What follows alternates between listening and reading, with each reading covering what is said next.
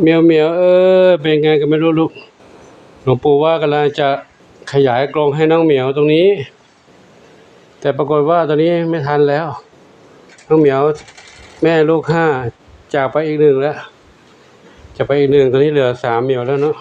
3เหมียวแล้วก็คิดว่าคงจะไม่ต้องปรับแล้วเนาะปรับนี้ก็ต้องใช้วัสดุอีกหลายอย่างอยู่ก็พอดีได้กรงจากเตรียมไม้เตรียมอะไรมาก็กว่าจะได้เนาะไม่ทันแล้ว เตรียมไม้มาแล้วแหละย้ายพื้นที่ตรงนี้ว่าจะปรับขยายกรงตรงนี้แต่มันก็ไม่มีตะข่ายก็ไม่มีมุ้งแต่ตอนนี้น้องเหมียวบ้านแม่ลูก5จากไปอยู่แล้วเมื่อเช้าที่แม่เขาจะคาบลูกหนีนะคือเขาบอกสัญญาณเหตุแล้วว่าตรงนี้ไม่ปลอดภัยนะจะคาบลูกออกหนีแล้วที่เดี๋ยววันนี้ก็จะเดี๋ยวจะได้เอากรงใหม่ที่คุณโยมยายหมอส่งมาให้นะให้เขาอยู่กรงนั้นกรงนี้คิดว่าคงจะไม่สะอาดพอเนาะเดี๋ยวกูไปตากแดดใหม่พอช่วงก่อนนั้นให้น้องกล้วยอยู่น้องกล้วยก็จากไปแม่นี่มาก็น่าจะมีโรคมาจากข้างนอกด้วยเนาะอยู่นี้ก็จากไป1ตอนนี้จากไปอีก1แล้วเป็น2แล้วก็จะเหลือลูก3ไปนั้นเนาะเดี๋ยวปู่ก็จะเอากรงที่โยมยายหมอส่งให้วันนี้เนาะมาตั้งตรงนี้ให้เขาอยู่ตรงนี้นะก็คิดว่าคงจะพออยู่ได้ไม่แคบไม่กว้างเกินไปเพราะเขาเหลือแค่3เหมียวไปได้เนาะหลวงปู่ช้าไปเนาะไม่ทันแล้วลูกจากไปแล้วเนาะเดี๋ยวขอเอาร่างอะไรเป็นจังของน้องเหมียวน้อยออกก่อนเนาะอยู่ด้วยกันได้ติดกันหมดแล้วตอนนี้ก็ย้ายเหมียวออกจากกรงแล้วมาอยู่กรงที่โยมยายหมอส่งมาให้เนาะเขาก็เหลือแค่1แม่แล้วก็ลูก3แค่นั้นเนาะลูกก็ดูอาการเหมือนกับซึมๆเงาๆนั่นไม่รู้ว่าจะเป็นยังไงกันเขามาจากข้างนอกเนาะอาจจะติดเชื้อโรคไปจากข้างนอกแต่ในมุ้งนี้กรงนี้ไม่มีมุ้งมุ้งเอาไปตากแดดก็รักษาฆ่าเชื้อโรควันนี้โยมยายหมอส่งกรงมาให้2กรงเอาอีกกรงหนึ่งมาให้น้องเจ้าหนุ่มรอเท้าขาว หนุ่มรอเท้าขาวแล้วอยู่กรงใหม่แล้วแต่ยังไม่มีมุ้งเนาะมุ้งยังไม่มาก็ต้องนอนไปนี่ก่อนนะลูกเด้อนอนไปนี่เนาะยุงเขาไม่กัดมั้งเนาะถ้ามีขนเยอะอยู่ถ้ายุงตอมก็จะรำคาญส่วนมีเมียในบ้านก็อยู่กันตอนนี้เราอยู่รอดปลอดภัยลูกเด้อมีเมียอยู่กันสบายดีลูกเด้อครับก็มี FC หลายท่านถามว่าผู้ช่วยยังช่วยงานอยู่ไหมช่วยอยู่เนาะยังช่วยอยู่บางครั้งก็ไม่ได้ถ่ายออกกล้องบ้าง เพราะทำงานอยู่คนละมุมกันตอนนี้ก็ช่วยอยู่เนาะช่วยอยู่เพราะเรามี FC เป็นผู้ดูแลเรื่องค่าใช้จ่ายในการจ้างเนาะก็ช่วยอยู่ครับมาทุกวันเช้าก็มาให้อาหารแมวแล้วก็เก็บกระบะทรายจนบ่ายก็ตอนเย็นก็ให้อาหารแมวแล้วก็เก็บกระบะทรายเหมือนเดิมทุกวันนะครับก็จ่ายให้เขาวันละ100ตอนนี้ก็ยังมีFC ช่วยเหลืออยู่เนาะถ้าว่า FC ไม่ช่วยหลวงปู่ก็ต้องทำเองถ้าไม่มีปัจจัยจ่ายก็ไม่เรียกเขามาใช้แล้วเพราะต้องทำเองเพราะเราก็ไม่อยากรบกวนไม่อยากให้เขาใช้ให้เขาทำฟรีๆนะเขาทำก็ต้องการมีเงินมีทองใช้จ่ายในชีวิตประจำวันของเขาเนาะและอีกอันหนึ่งทางเทศบาลแจ้งมาว่าจะมีเจ้าหน้าที่มาทำหมัน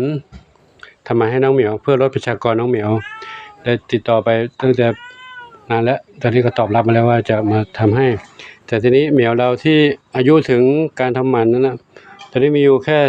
12เหมียวเท่านั้นเนาะ12เหมียวนอกนั้นยังเล็กอยู่ครับและจากไปก่อนหน้านั้นก็หลายเหมียวอยู่เนาะช่วงก่อนนั้นมีหลายเหมียวแต่เขาจากไปก่อนแล้วชุดน้องผลไม้ชุดน้องกล้วยนะจากไปหมดแล้วนะชุดนี้อีก4เหมียวเท่านั้นนะชุดนี้ที่จริงมี7ชีวิตแต่เขาจากไปแล้ว3ตอนนี้เหลืออยู่4นะครับ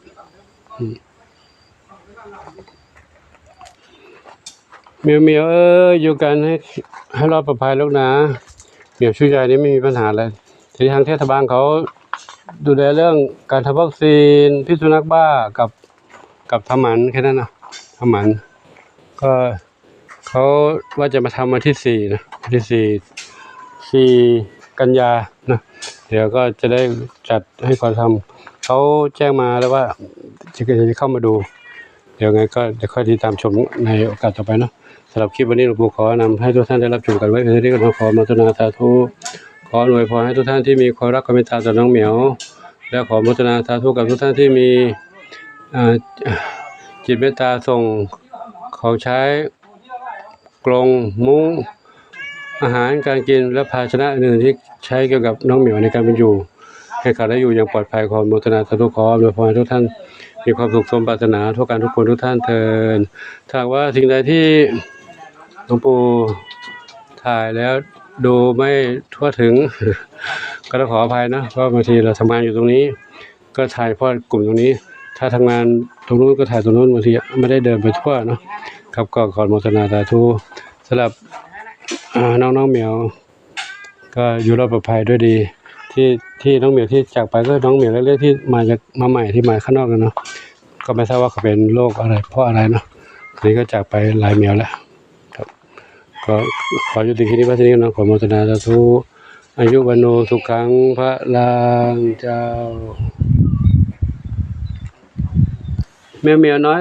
อยู่รอดปลอดภัยนะมีสีเหมือนแม่เหลือ2สีด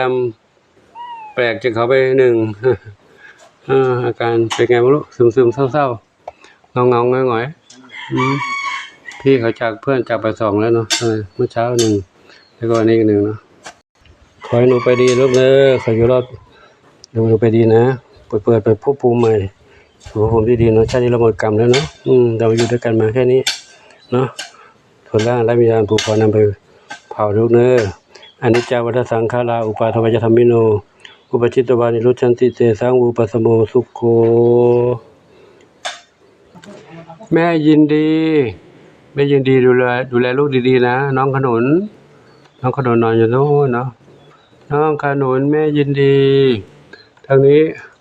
นี่แม่ลูก1แม่น้อง1นอนนู่นไหนแม่น้อง1กับน้อง1อยู่ดีมีสุขลูกนะแข็งแรงนะลูกนะห้ามเป็นอะไรนะจ๊ะดูแลลูกดีๆนะลูกลูกเป็นลูกผู้หญิงผู้ชายน้อง1ผู้หญิงผู้ชายไม่รู้เจ้า1ผู้หญิงผู้ชายจ้ะหญิงผู้ชายครับก็ขอนำภาพบรรยากาศให้ทุกท่านได้รับชมไว้เพียงเท่านี้เนาะขออนุโมทนาสาธุอายุวันโนสุขังพระลังเจ้า